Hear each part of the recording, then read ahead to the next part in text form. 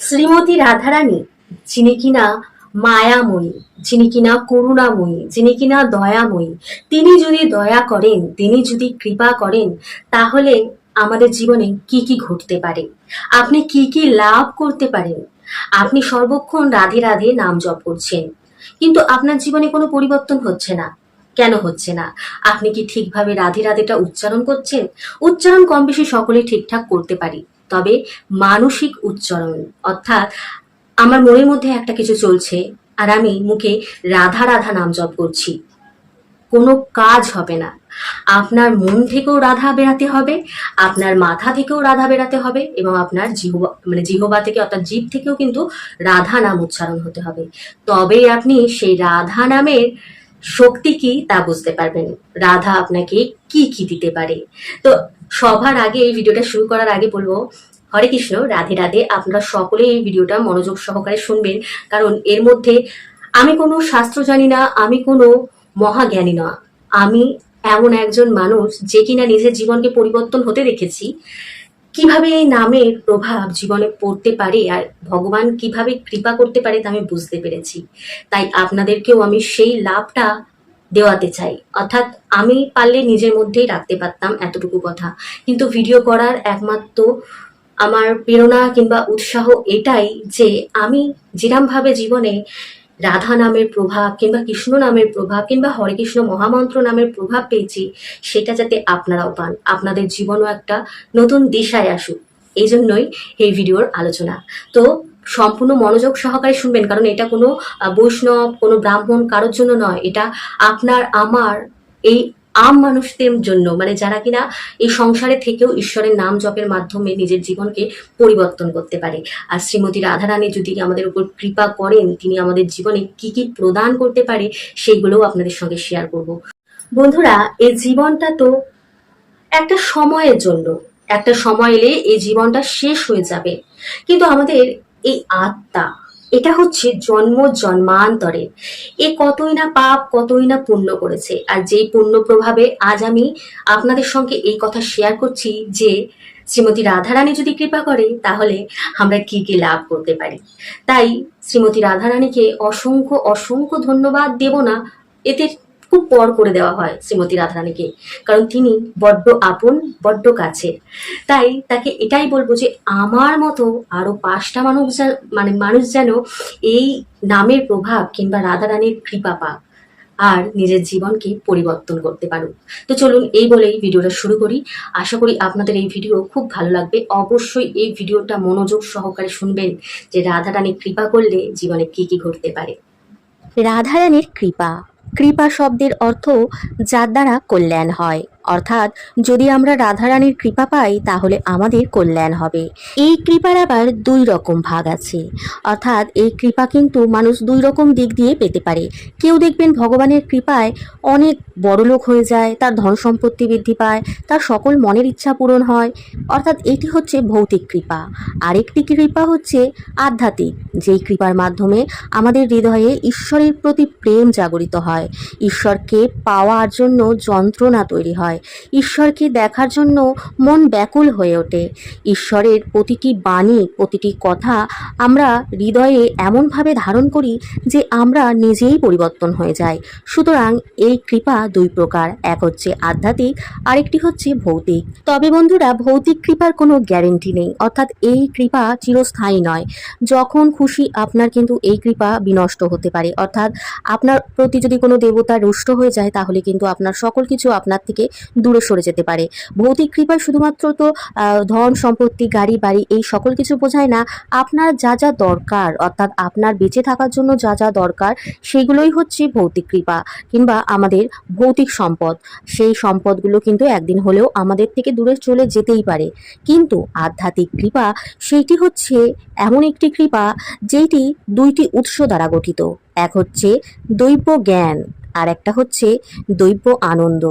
অর্থাৎ এর দ্বারা আমরা দৈব জ্ঞান লাভ করতে পারি এবং দৈব আনন্দ, যেই আনন্দের কোনো সীমা থাকে না, সেই আনন্দের কোনো শেষ নেই, এবং এই আনন্দ যত দিন যাবে আপনার বাড়তে থাকবে, হৃদয়ে কখন যে আপনি বুঝতেই পারবেন না যে কি কারণে এই আনন্দ আসছে, কিন্তু আপনার হৃদয় সর্বক্ষণ আনন্দে ভরে উঠবে এবং যে দৈব জ্ঞান, সেই জ্ঞান আপনি নিজেই বুঝতে পারবেন যে আমি কি থেকে কিসে পরিণত হচ্ছি, আমার মধ্যে এত জ্ঞান আসছে কি করে। কিন্তু বন্ধুরা, এই কৃপা পাওয়া অতও সোজা নয়। অর্থাৎ ভৌতিক কৃপা তো আমরা যে কোনো কারণে পেতেই পারি, কিন্তু আধ্যাত্মিক কৃপা এটি অত সোজা নয় পাওয়া। বন্ধুরা, আপনারা ভেবেছেন, নিশ্চয়ই ভেবেছেন যে আমরা নিজেরাই হয়তো আমাদের ইষ্ট দেবতাকে বেছে নিই পুজো করার জন্য, সেবা করার জন্য, কিন্তু আসলে সত্যিটা তা নয়। সত্যিটা হলো এটাই যে আপনি নন, ঈশ্বর নিজেই বেছেছেন আপনাকে, আপনি তার সেবা করবেন বলে। আপনাদের হৃদয়ে নিশ্চয়ই এই প্রশ্নই জাগছে, এটা কি করে সম্ভব? হ্যাঁ, সম্ভব।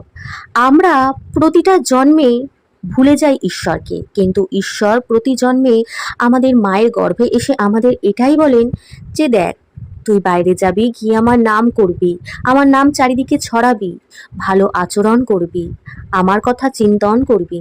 কিন্তু আমরা এই মায়াময় জগতে এসে সকল কিছু ভুলে যাই সেই শ্রীকৃষ্ণকে দেওয়া কথা, যে কথায় আমরা এই জগতের আলো দেখেছিলাম। কিন্তু যাই হোক, আপনারা শুনতে এসেছেন এখানে 10টি এমন সংকেত যার মাধ্যমে আপনারা বুঝতে পারবেন রাধারানী কৃপা করেছেন কিনা। কিন্তু একটু চোখ বন্ধ করুন এবং 10টা সংকেতের বদলে পুরো সত্যটা জানুন। তারপর দেখবেন আপনার হৃদয়টা কতটাই না হালকা লাগছে, আপনি ঈশ্বরকে অনুভব করতে পাচ্ছেন। আপনি একটু চোখটা বন্ধ করুন। সকলে মনে করে যারা কিনা সর্বক্ষণ পুজো করে, ভগবানের নাম করে, কিংবা বড় বড় বেদ বাক্য জানে, যে বড় জ্ঞানী মানুষ কিংবা যে ব্রাহ্মণ, যে বৈষ্ণব, সেই কেবল ঈশ্বর লাভ করতে পারে কিংবা ঈশ্বরের কৃপা পেতে পারে। কিন্তু আসল সত্য তা নয়। ঈশ্বরের কৃপা তারাও পায় না। তারা হয়তো নিজের জীবনে সেই কৃপাটা লাভই করেনি। তাদের মধ্যে এখনো মোহ, মায়া, লোভ, লালসা, অহংকার সকল কিছু বিদ্যমান। কিন্তু যে কিনা ঈশ্বরের অর্থাৎ শ্রীমতী রাধারানীর কৃপা পায়, তার কাছে কিন্তু এগুলোর কোনো মূল্যই নেই। আর এই কৃপা যদি আপনি পান, অর্থাৎ আপনি যতই খারাপ ব্যক্তি হন কিংবা আপনি হয়তো অনেক পাপ কর্ম করেছেন, কিন্তু তবুও কিন্তু আপনি ঈশ্বরের কৃপা লাভ করতে পারেন। ঈশ্বর আপনাকে কৃপা করতে পারেন। শ্রীমতী রাধারানী এতটাই দয়ালু, তিনি আপনাকে যাচাই করেন। অর্থাৎ যখন আমরা জন্ম নিই, আমাদের প্রতিটা মানুষের শরীরের একটি অংশে অর্থাৎ হৃদয়ে ঈশ্বর বাস করেন এবং তিনি সেই হৃদয় থেকে দেখেন যে আমার কোন সন্তান কি কর্ম করছে, আর সেই কর্ম করার সাথে সাথে তার মাথার মধ্যে কি চলছে, অর্থাৎ সে কি ভাবনা নিয়ে সেই কর্ম করছে। অর্থাৎ দেখবেন যে চুরি করছে, সে যদি মনে মনে ভাবে যে এই চুরি করাটা আমার ঠিক হচ্ছে না, কিন্তু সে পরিবারের সকলের পেটের টানে করছে, তাহলে কিন্তু সেই কর্ম অন্য ফল প্রদান করে থাকে। আর যদি আপনি এইদিকে কোনো ভালো কাজ করছেন, অর্থাৎ ঈশ্বরের সেবা করছেন, মন্দিরে গিয়ে কীর্তন করছেন, ভগবানের নাম করছেন, কিন্তু হৃদয়ে আপনার লোভ, লালসা, কাম ভাবনা, কোনো পরস্ত্রীকে দেখে আপনার জিভ দিয়ে জল আসছে, তাহলে কিন্তু আপনি পাপ কর্মই করছেন এবং তার ফল অতি জঘন্য, নরকেরও আরও যদি কিছু খারাপ থাকে সেটি হবে। সুতরাং কর্ম শুধু সেটা নয় যেটা আমরা হাতে পায়ে আমাদের এই শরীর দিয়ে করছি। কর্ম আমাদের মানসিক চিন্তাধারা, হৃদয় দিয়েও তৈরি হয়, আর সেটি হচ্ছে আসল কর্ম। আর ঈশ্বর সর্বক্ষণ আপনার হৃদয় যেহেতু থাকে, তাই হৃদয়ের কর্মকে গুরুত্ব দেন। আর যখন দেখেন যে মানুষটা এত ভালো, মানুষের হৃদয়টা এত ভালো, তার ভাবনা চিন্তা এত ভালো, তখন কিন্তু সেই মানুষটার যে বর্তমানে করা কর্ম, সেটা পাপও হতে পারে, পুণ্যও হতে পারে, তো সেই কর্মগুলোকে সে বিবেচনা না করে সে তার মানসিক এবং হৃদয়ের কর্মকে বিবেচনা করে তার উপর কৃপা করেন। এবার বলি যে কিছু কিছু মানুষ মনে করেন যে চরিত্র যদি খারাপ থাকে তাহলে নাকি সে ভগবানের নাম নিয়েও কোনো কিছু করতে পারে না। এই কিছুদিন আগেই আমার ভিডিওর মধ্যে একটা কমেন্ট এসেছিল যে এরম চরিত্র না ঠিক থাকলে সে নাকি ভালো কর্ম, কোনো নাম জপই তার কাজ করে না। কিন্তু এটা সম্পূর্ণ ভুল কথা। একটা নাম, ঈশ্বরের একটা নাম আপনার জীবন অনেক রকমভাবে পরিবর্তন করতে পারে, কিন্তু এখন কথা হচ্ছে ঈশ্বরের কৃপার দ্বারাই কিন্তু আমরা ঈশ্বরের নাম করতে পারি। আপনি চাইলেই যে আপনি ঈশ্বরের নাম করবেন তা কিন্তু সম্ভব নয়। ঈশ্বর যদি কৃপা না করেন তাহলে আপনি কখনোই সেই রাধা নামটা উচ্চারণ করতে পারবেন না, আপনার রাতে গিয়েই আটকে যাবে। সুতরাং আমরা এটা বুঝলাম যে আমরা ঈশ্বরকে নয়, ঈশ্বর আমাদেরকে বাঁচেন তার ভক্ত হিসাবে। তবে বন্ধুরা, এখানেই আমরা ভুল করে যাই, ভাবি হয়তো ভগবানের নাম করলে, ভগবানের কীর্তন করলে, ভগবানের লীলাপাঠ করলেই আমরা যে ভক্ত, তা কিন্তু নয়। নিষ্কাম ভক্ত। শ্রীকৃষ্ণ শ্রীমদ্ ভগবদ গীতায় বলেছেন যে আমার সবচেয়ে প্রিয় ভক্ত হচ্ছে নিষ্কাম ভক্ত। এবার নিষ্কাম ভক্ত সেটা কি, সেইটা আমি আপনাদের অন্যদিন আলোচনা করব। আজকে যেই কৃপার কথা বলছি সেইটা একটু মনোযোগ সহকারে শোনেন। এই যে যারা কীর্তন করে, যারা ভগবানের সেবা করে, বড় ধুমধাম করে পুজো করে, তারা কি আসল ভক্ত? না। নিষ্কাম ভক্ত সেটা কিন্তু হাজার মানুষের মধ্যে হয়তো গুণে 10টা হতে পারে, তার মধ্যেও আবার একটা হতে পারে। সুতরাং যারা এই সকল কিছু করছে, হ্যাঁ তারাও ভক্ত, কিন্তু নিষ্কাম ভক্ত একজনই হতে পারে, কিংবা হাজার মানুষের মধ্যে 10জন হতে পারে। কারণ আমার চোখে দেখা এমন অনেকজন আছে যারা সারাদিন কীর্তন করছে, ভগবানের নাম করছে, কিন্তু তারা নানান খারাপ কর্ম করছে। আর ঈশ্বরের পরম ভক্ত কখনো খারাপ কর্ম করতে পারে না, তার হৃদয় পুরো পরিবর্তন হয়ে যায়, সে শত শত দূরে সরে যায় সে সকল খারাপ কর্ম থেকে, যেই কর্ম কিনা ধর্ম বিরুদ্ধে। সুতরাং কখনোই সে ভক্ত নয় যে কিনা খারাপ আচরণ করে, খারাপ চিন্তন করে, তার চরিত্র খারাপ। যদি তার চরিত্র খারাপ হয়ে সে যদি ভগবানের নাম নিতে নিতে শুধরে যায়, সে নিজেকে পরিবর্তন করতে পারে, তাহলে হ্যাঁ সে ভক্ত।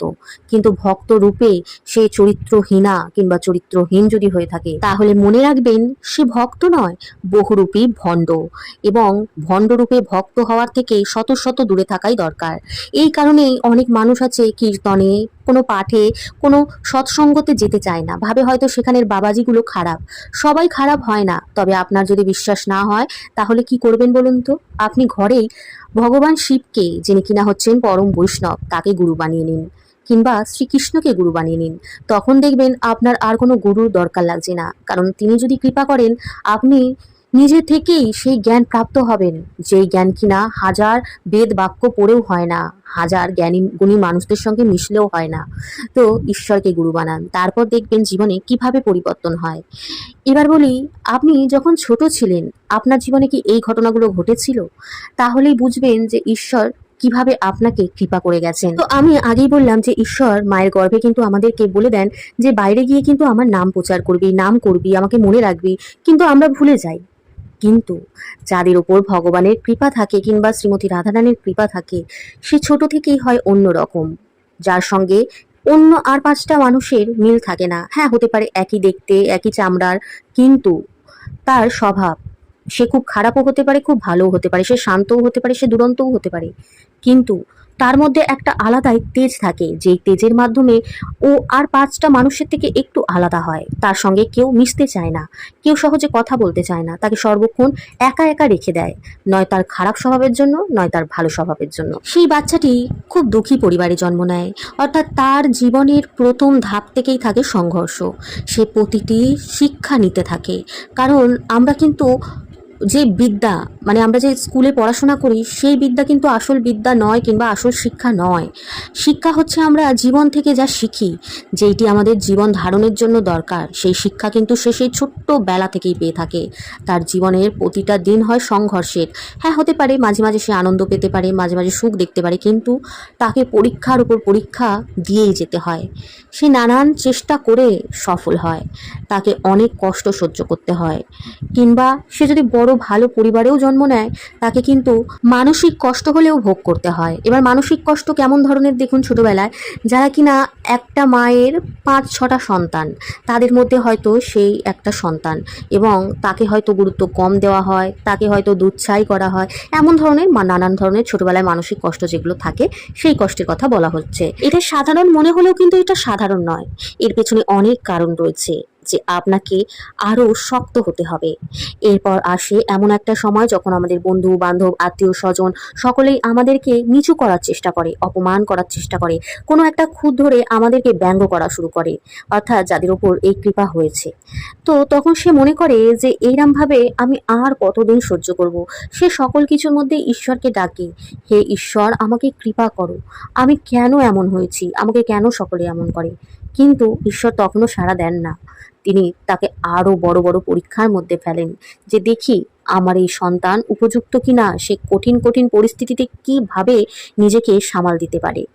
এরপর সে যখন কোনো দিশা পায় না, তখন সে কিন্তু এমন কিছু বন্ধু বান্ধবের পাল্লায় পড়ে যায় যারা কিনা খারাপ, যারা কিনা শুধুমাত্র সে মানুষটাকে ইউজ করতে চাইছে। কিন্তু এই মুখোশধারী মানুষগুলোকে সে চিনতে পারে না, কারণ তার কাছে তারা খুব ভালো ভালো কথা বলে, তাকে খুব ভালোবাসা দেখায়, আসলে যে তারা কি সেটা সে বুঝতে পারে না। এবং সে ভালোবাসার এতটাই কাঙাল থাকে যে সেই বাজে বাজে মানুষকেও সে আপন মনে করে ফেলে, এবং সে বাজে রাস্তায় পর্যন্ত যেতে পারে, অর্থাৎ সে খারাপও হয়ে যেতে পারে। তারপর কিন্তু আসে নতুন মোড়, একটা বড় ধাক্কা, এবং সেই ধাক্কা থেকেই সে নিজের জীবনকে পরিবর্তন করতে পারে। সে ভালোবাসার আঘাত হতে পারে, স্বামী স্ত্রীর আঘাত হতে পারে, কিংবা আপনার সন্তানের আঘাত হতে পারে, যে কোনো একটা আঘাত সে একটা কিন্তু জীবনে বড়সড় পায়। এবং পাওয়ার পর সে পুরো জীবনটাকে বিবেচনা করে। একদিন খালি মনে সে ভাবতে থাকে যে আমার জীবনে এতদিন আমি কি পেয়েছি, কি দিয়েছি। এরপর সে ঈশ্বরকে প্রশ্ন করে যে হে ঈশ্বর, আমি এত কর্ম ভালো ভালো করেও আমি কেন তার ফল পাইনি? আর যদিও আমি কোনো খারাপ কর্ম করে ফেলি, তার পেছনের কারণগুলোও তুমি জানো, তাহলে কেন ভগবান, কেন এই ঘটনাগুলো ঘটলো আমার সঙ্গে? তখন ঈশ্বর তো আর নিজে এসে বলতে পারেন না। ঈশ্বর তখন এমন কিছু একটা ঘটনা ঘটান, যেই ঘটনার দ্বারা তার জীবনই পরিবর্তন হয়ে যায়। অর্থাৎ আপনি হতে পারে এমন একটা গুরুর সঙ্গে আলাপ হলো, আপনার জীবনে হয়তো এমন একটা কোনো মানুষ এলো, কিংবা আপনি হয়তো ফোনে ভিডিও দেখছেন, দেখতে দেখতে এমন একটা ভিডিও এলো, কিংবা আপনার হয়তো একদিন এমনভাবে আপনি ঈশ্বরকে পুজো করছেন, ঈশ্বরের মধ্যে এমন কিছু আপনি দেখলেন, সেই দেখার পর থেকে আপনি মনে করলেন ঈশ্বর সত্যি আছে, বাস্তবে আছে। তখন সেই দিন থেকে আপনার আধ্যাত্মিক জীবনের সূচনা হলো, অর্থাৎ আপনি একটা ধাপ পা এগিয়ে গেলেন ঈশ্বরের দিকে। একবার যদি আপনি ঈশ্বরের দিকে এগিয়ে যান, ঈশ্বর হাজার হাজার পা আপনার দিকে এগিয়ে যাবেন, এবং সে স্বয়ং নিজের হাতটাকে আপনার হাতে রেখে টেনে টেনে নিয়ে আসবেন তার দিকে। এরপর ধীরে ধীরে ঈশ্বরের প্রতি আপনার ভাব জন্ম নিতে থাকবে। অর্থাৎ তখন আর আপনার মনে হবে না যে ঈশ্বর আপনার কোনো একটা দেবতা কিংবা মূর্তি। তখন মনে হবে ঈশ্বর আপনার পরম আপন, খুব কাছের একটা বন্ধু, একটা সখা, একটা ভালোবাসার মানুষ, এমন কিছু মনে হবে। আর শ্রীমতী রাধারানীর কৃপা হলেই কিন্তু আপনি ঈশ্বরকে, অর্থাৎ শ্রীকৃষ্ণকে পেতে পারেন। তাই আপনার সর্বপ্রথম শ্রীকৃষ্ণের প্রতি প্রেম জন্ম নেবে।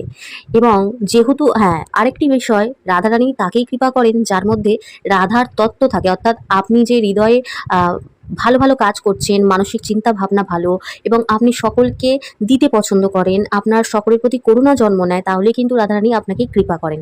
এবং রাধারানী যদি কৃপা করেন, সর্বপ্রথম আপনাকে এই কৃষ্ণ প্রেম দেন। কৃষ্ণ প্রেম হওয়ার পর আপনি আবার রাধার প্রেমে পড়ে যান। এটাই হচ্ছে কিন্তু রাধারানীর কৃপা।